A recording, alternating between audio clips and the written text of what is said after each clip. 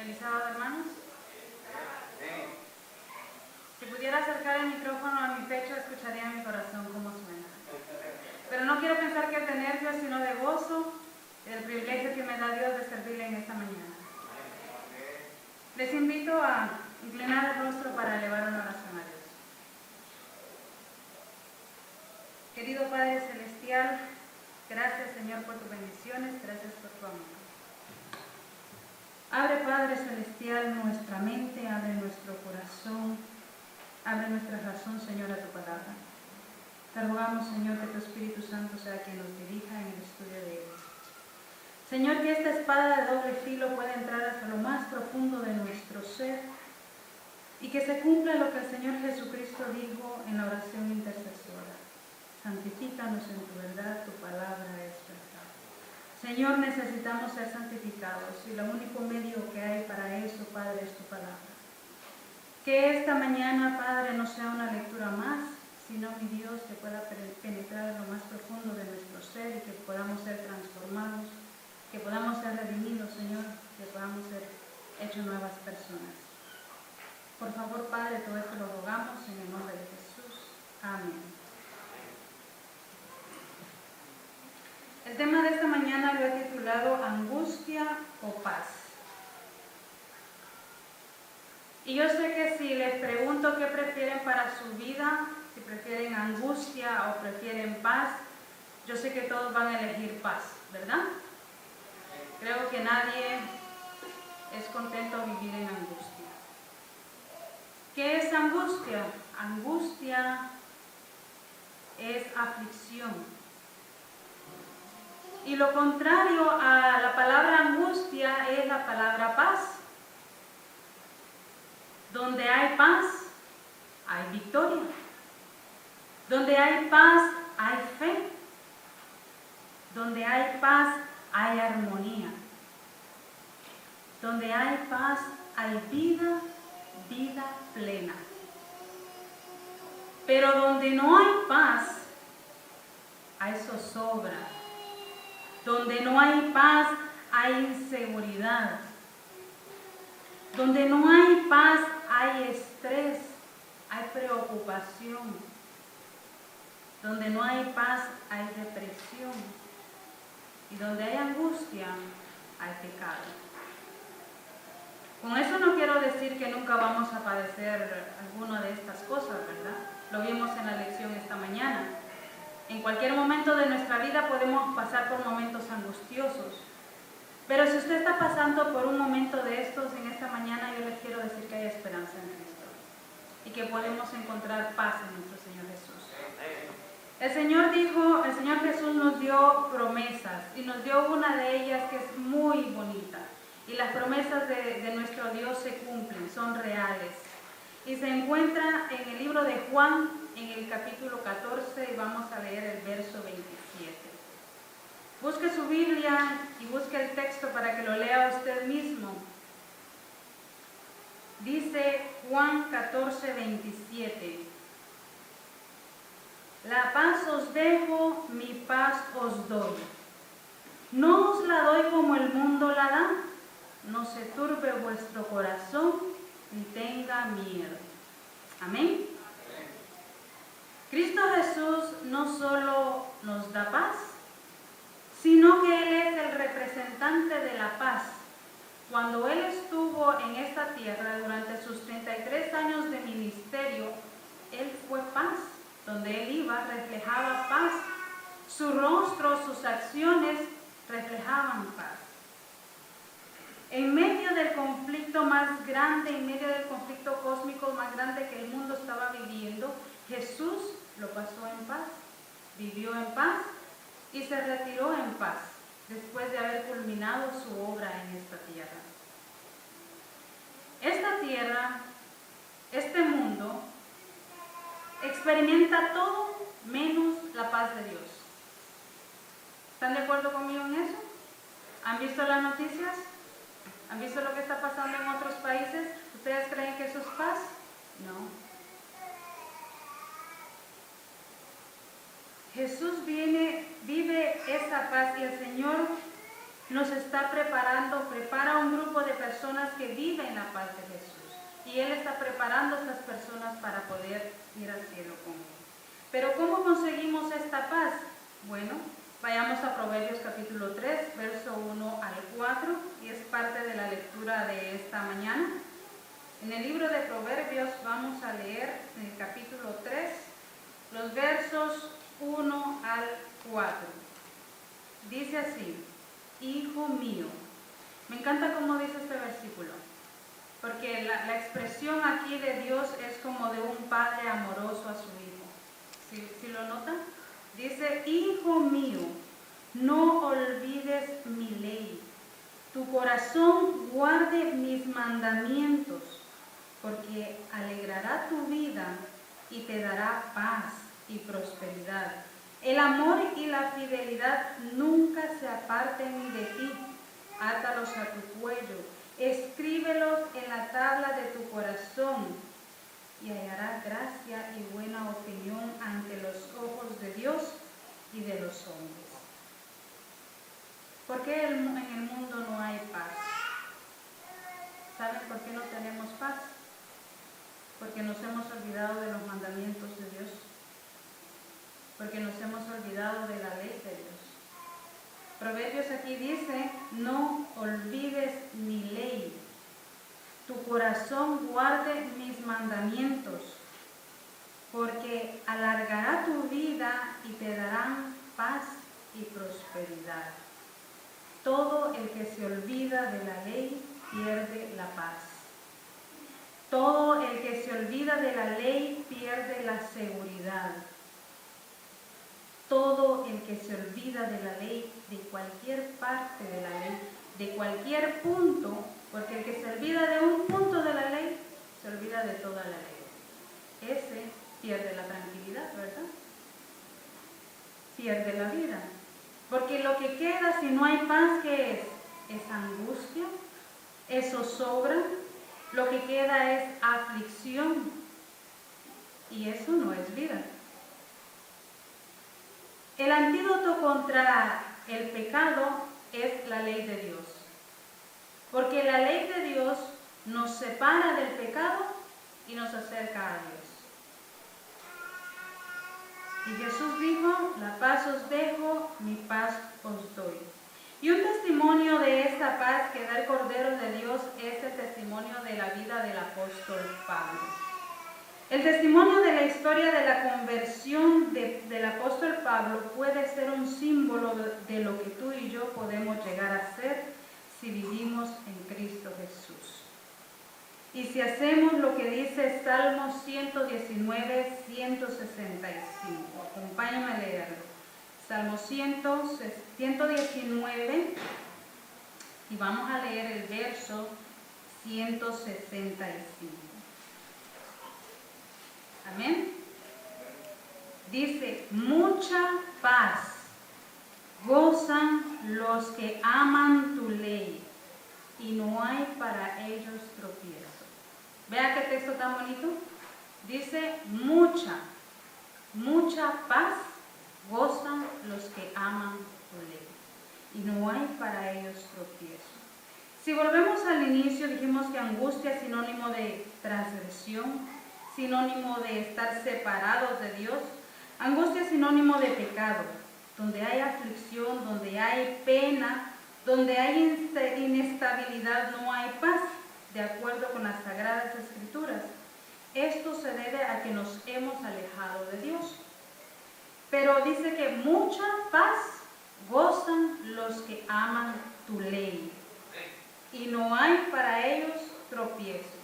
Y me llama la atención la manera en el que el salmista David se expresa en este texto. Aquí no dice los que guardan tu ley. Él está diciendo los que aman tu ley. Y me pregunto, ¿es lo mismo guardar que amar la ley? ¿Se puede guardar la ley sin amarla?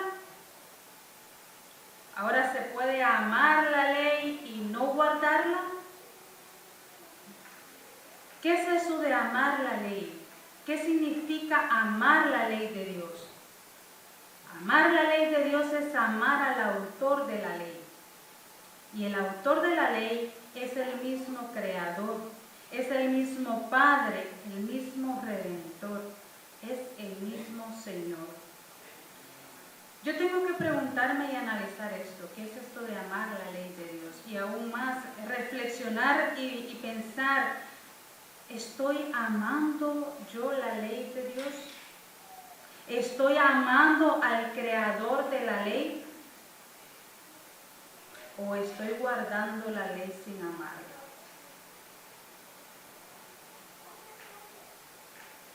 Nosotros estamos esperando vivir la experiencia que se relata en Daniel capítulo 12, verso 1. Acompáñenme a Daniel capítulo 12, verso 1, la profecía que fue dada a Daniel. Dice, en aquel tiempo se levantará Miguel, el gran príncipe que protege a tu pueblo, y será tiempo de angustia, cual nunca fue desde que hubo gente hasta entonces. Pero en ese tiempo será librado tu pueblo, todos los que se hallen escritos en el libro. Amén.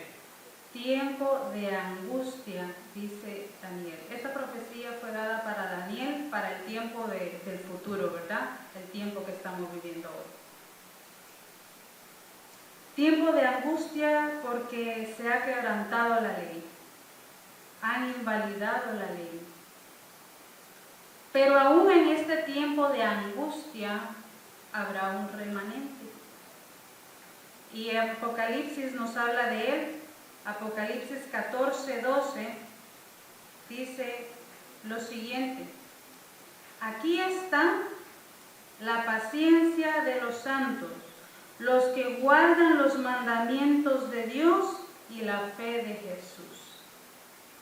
Los que guardan los mandamientos de Dios viven en paz, permanecen en paz, no hay para ellos tropiezo.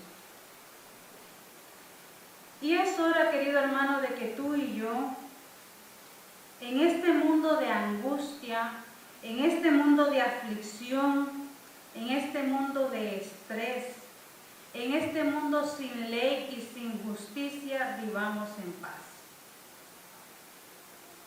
Es momento de que nosotros testifiquemos de esa paz que solo Cristo Jesús da. Sencillamente porque guardamos los mandamientos de Dios, porque guardamos la ley de Dios, porque amamos la ley de Dios. Porque Juan 14, 15 dice, si me amáis, guardad mis mandamientos. Isaías 48, 17 nos relata lo que Dios le dijo a su pueblo. Libro de Isaías, vamos a leer en el capítulo 48, el verso 17 al 18.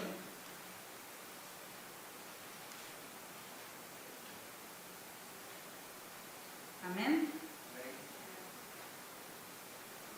Dice así.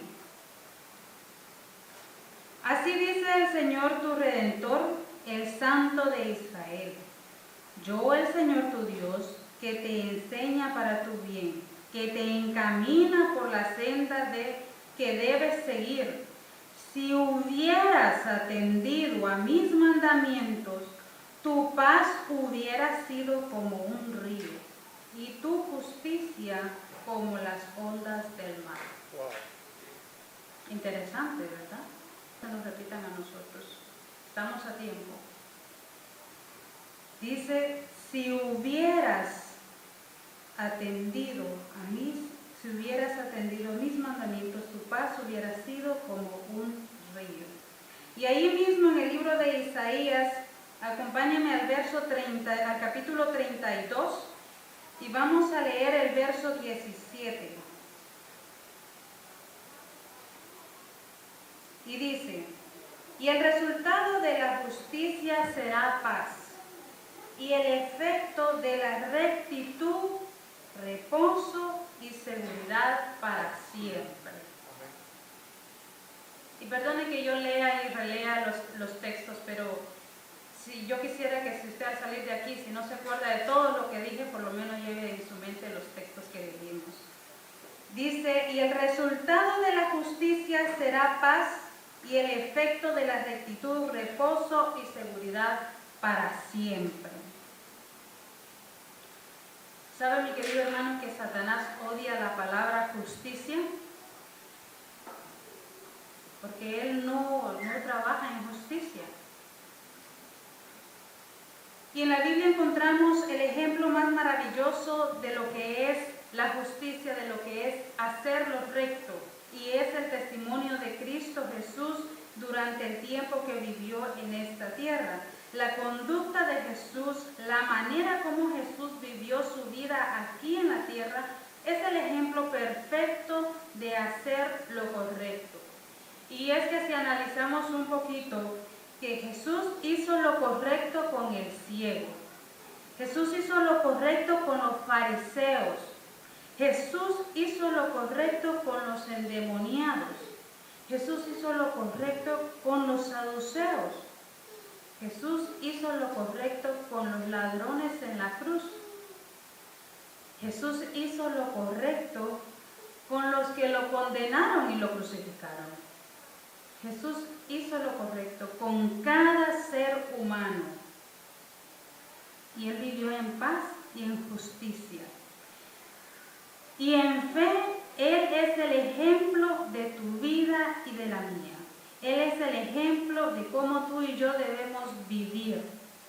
Y Él dijo en Juan, capítulo 14, el verso 11, acompáñenme al libro de Juan de nuevo, y ahí en el capítulo 14 vamos a pasar un ratito. El verso 11 dice, Juan 14, 11, creedme que yo soy en el Padre, y el Padre en mí. De otra manera, creedme por las mismas obras. Jesús le está diciendo a sus discípulos, creedme que yo soy en el Padre y el Padre en mí. Y la misma palabra nos dice a nosotros. Pero Jesús conocía el corazón incrédulo del ser humano. Nosotros somos del dicho que dice hasta no ver, no creer, ¿verdad? No me digan que solo yo estoy así. Todos somos así, y Él conocía el corazón de cada uno de nosotros, y por eso le dice, si no me creen, si por fe tú no me crees, si tu corazón no abarca esto, entonces créeme por las obras, créeme por los hechos. Y las obras de Jesús son obras de amor, son obras de redención, obras de salvación. Todo lo que el Señor Jesús hizo fue salvar. Todo lo que el Señor Jesús hizo fue redimir. Todo lo que Él hizo fue reconciliar. Y es todo lo que Él quiere hacer con tu vida a través de su Espíritu Santo y de su palabra. Y vamos a leer el siguiente versículo, ahí mismo en Juan 14, vamos a leer el 12. Dice, de cierto os digo, el que en mí cree, las obras que yo hago, él también las hará, y aún mayores hará, porque voy al Padre. Yo no sé si usted había leído este texto, o si se ha puesto a meditar en este texto, pero esta es una responsabilidad muy grande la que hay acá. Dice, de cierto os digo, el que en mí cree, las obras que yo hago, él también las hará. Esto quiere decir que tú y yo, hoy, si en verdad creemos en el Señor, las obras que Él hizo, también tú estás capacitado para hacerlas. También tú y yo estamos capacitados en fe y en justicia y en su gracia para hacerlas. El Señor en el Antiguo Testamento nos habla a través de hechos, ¿verdad? Vemos historias, vemos cómo Dios reflejó su amor, su misericordia, historia, con su pueblo. En el Nuevo Testamento nos habla de la misma manera, con hechos, con acciones, y aún hoy Él nos habla con acciones, con hechos. Nosotros los seres humanos muchas veces hablamos y hablamos, ¿verdad? Y no se ven los hechos. Nosotros en pecado hablamos con palabras, pero si estamos bajo la justicia divina, hablaremos con los hechos, hablaremos con las manos, hablaremos con nuestros pies y dejaremos de hablar con nuestras palabras. Nuestro amoroso Padre habla con los hechos, y el hecho más grande y el hecho de amor más bello que podemos encontrar es el Calvario. Y Juan 3:16, ¿qué dice? Dígalo conmigo. Porque de tal manera amó Dios al mundo, que dio a su Hijo unigénito, para que todo aquel que en Él cree no se pierda, mas tenga vida eterna. Amén por eso. Saulo de Tarso, cuando se convirtió, experimentó paz. Y dice las Sagradas Escrituras que a pesar de todas las aflicciones que tuvo Pablo, porque padeció hambre, abandono, persecución, peligro en el camino, naufragios, cárceles, azotes, finalmente muere decapitado en Roma. Pero dice las Sagradas Escrituras que a pesar de todo esto, Pablo vivió en paz.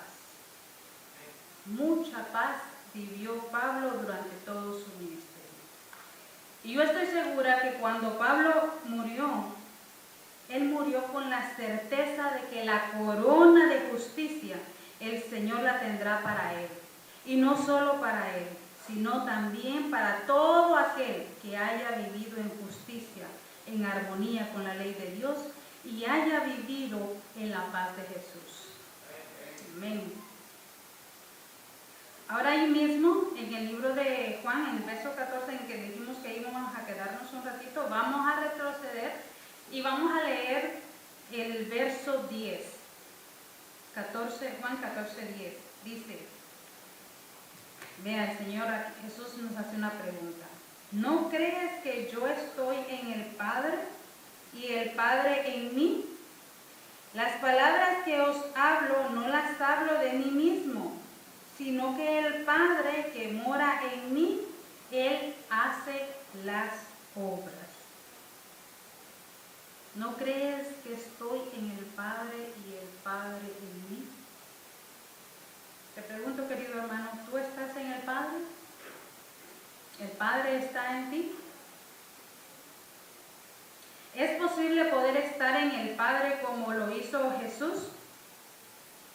¿Es posible tener esa conexión tan fuerte con el Padre que podamos decir las palabras que se describen aquí? No, dice, las palabras que yo os hablo no las hablo por mí, por mi cuenta, sino que el Padre que mora en mí, Él hace las obras. ¿Es esto posible? Es posible. Gálatas capítulo 2, verso 20 nos da testimonio de que esto es posible. El apóstol Pablo dijo escribió estas palabras. Venga conmigo y léalas para que se le graben en su mente y en su corazón. Es un versículo muy conocido, pero que no basta con conocerlo, sino que debe de ser un hecho en nuestras vidas. Gálatas 2:20 dice, con Cristo estoy crucificado, y ya no vivo yo, sino que Cristo vive en mí. Y lo que ahora vivo en la carne, lo vivo por la fe en el Hijo de Dios, quien me amó y se entregó a sí mismo por mí. Hagamos un pequeño análisis. Lo que Pablo está diciendo aquí, ¿se parece o no se parece a lo que Jesús dijo en Juan 14:11? ¿Se recuerdan las palabras de Jesús que dijo, creedme que yo estoy en el Padre y el Padre en mí? ¿Se parece o no se parece? Se parece. Entonces, ¿qué significa? ¿Se puede tener una relación así? Seguro. El Señor Jesús era el hecho de la palabra del Padre. Jesús en su tiempo en esta tierra hizo la voluntad del Padre. Única y exclusivamente la voluntad del Padre, ¿verdad? Y aquí el apóstol Pablo da testimonio de lo que fue su vida una vez conoció a Jesús en camino a Damasco. Y él dice, con Cristo estoy juntamente crucificado y ya no vivo yo, mas Cristo vive en mí. Y lo que ahora vivo en la carne, lo vivo en la fe del Hijo de Dios, el cual me amó y se entregó a sí mismo por mí. Este testimonio del apóstol Pablo puede darse en tu vida, puede darse en nuestras vidas. Saulo de Tarso no es una excepción como ser humano o como hombre. Él es igual que nosotros. Nosotros somos igual que él. Nosotros podemos tener esa experiencia. Incluso como Elías, que decíamos en la lección de esta mañana. No son seres extraordinarios, son seres humanos al igual que tú y yo. Y nosotros podemos dar ese mismo testimonio que dio Pablo. Con Cristo estoy juntamente crucificado. Estas palabras pueden ser un hecho en nuestras vidas. Pablo experimentó lo que nosotros hoy, 2000 años después, podemos experimentar. Saulo de Tarso experimentó en la fe del Hijo de Dios, el cual me amó y se entregó a sí mismo por mí. Y cuando Pablo escribió estas palabras, él había tenido una conexión mucho mayor. Él se había dado cuenta de algo muy grande. Pablo entendió que de la transacción de fe, la transacción del hecho de que se entregó a sí mismo por mí, no por otros, no por la humanidad, por mí, de manera personal e íntima. El apóstol experimentó que el descenso de Jesús a la tierra fue por él. Se entregó por él. Murió por él. Cargó sus pecados por él. Borró sus pecados con su sangre por él. Pablo experimentó que el Cordero de Dios que quita el pecado del mundo fue por él. Ahora te pregunto a ti, ¿has llegado tú a esa conexión, a esa experiencia de que lo de Jesús fue por ti? La realidad de Jesús en la cruz fue por ti, que su sangre derramada en la cruz del Calvario fue por ti y que ahora en el lugar santísimo Él está intercediendo por ti. ¿Somos conscientes de esa obra íntima y personal con Dios? Si tenemos esta conciencia, si tenemos esa conexión, ese conocimiento, entonces vamos a decir igual que Pablo, con Cristo estoy juntamente crucificado. Y ya no vivo yo, mas Cristo vive en mí. Y la consecuencia de esto fue la consecuencia que hubo en Pablo.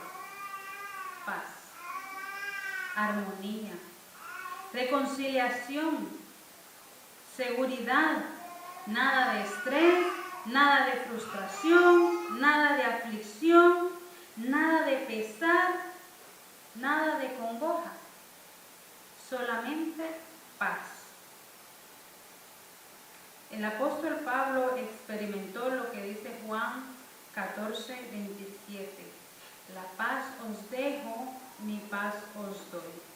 No os la doy como el mundo la da. No se turbe vuestro corazón ni tenga miedo. En pecado no hay paz. En pecado hay toda clase de mal. Hay angustia, hay inseguridad, hay zozobra. Jesús vino para quitar el pecado de tu vida. Jesús vino para darte paz. En este mundo en el que parece que la obediencia está desapareciendo, Cristo nos recuerda con su ejemplo que obedecer es vivir. Y ya voy a ir terminando, más bien ya para terminar. quiero que me acompañen a leer Proverbios, capítulo 3, que fue parte de nuestra lectura esta mañana. Vamos a leer del verso 1 al 12, que se me hace que es muy importante porque aquí se nos dan las pautas para poder lograr y alcanzar la paz. Proverbios 3 del 1 al 12 dice así: